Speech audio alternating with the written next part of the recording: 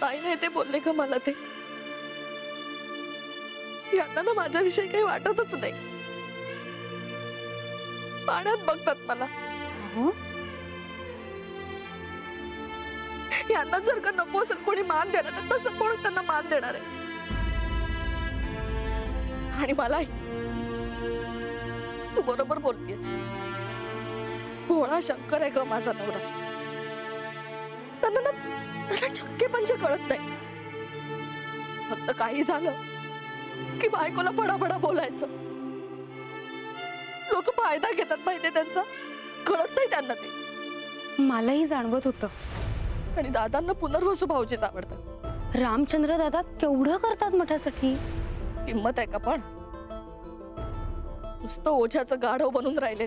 त्यामुळे तुम्हाला पण तो मान मिळत नाही. त्यात उर्मी आल्यापासून माईंना काही फरकच पडत नाहीये ग.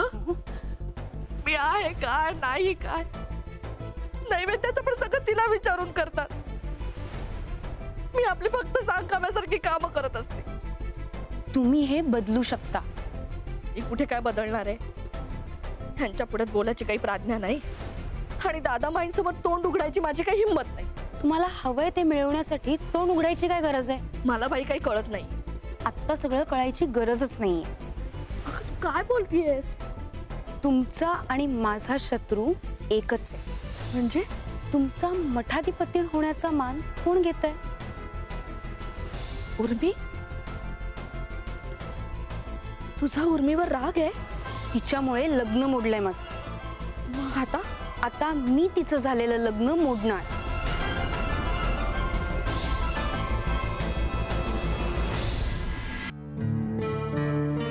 वासू, लग्न मोडायला नको होतं रे नंदिनीचं. आधीच एकदा झालं.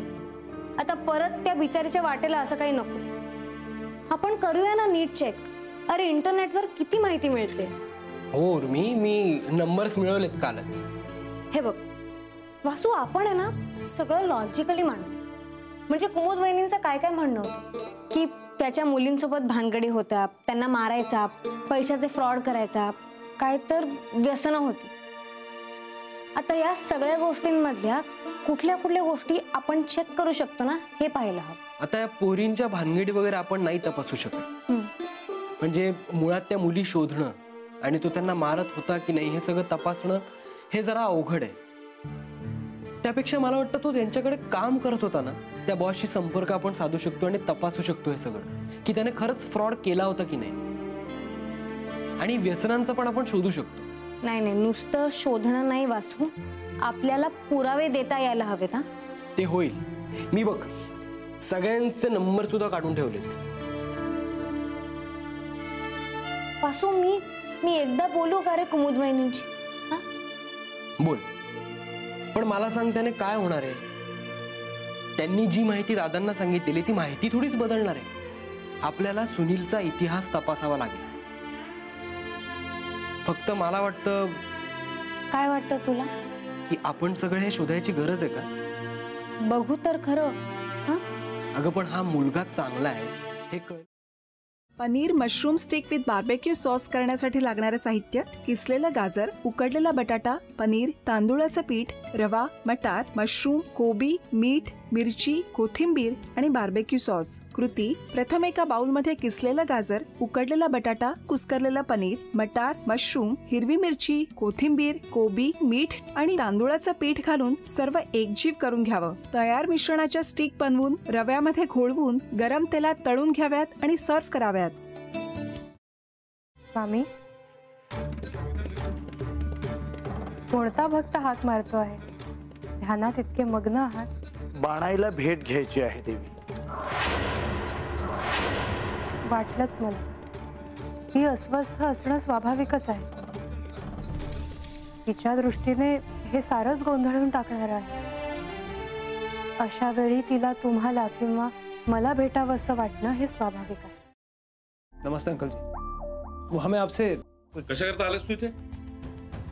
बिकीची चाळी करायला? काय समजतो काय स्वतःला तू? अरे आजारपणात माझा जीव वाचवला म्हणून घरातल्या पोरी बाळींवर. अरे कुठून कुठून येता तुम्ही? नाही ते उद्योग धंदे करता इथं. खपवून घेणार नाही, मी सांगतो तुला. मी फार वाईट माणूस आहे, लक्षात ठेव. हा, पोलिसात देणार होतो तुला. केवळ विखे आडवाला म्हणून लक्षात ठेवलं, ते इथून दिंड काढणार होतो तुझी मी. मामा, आता आपण काहीच करू शकत नाही.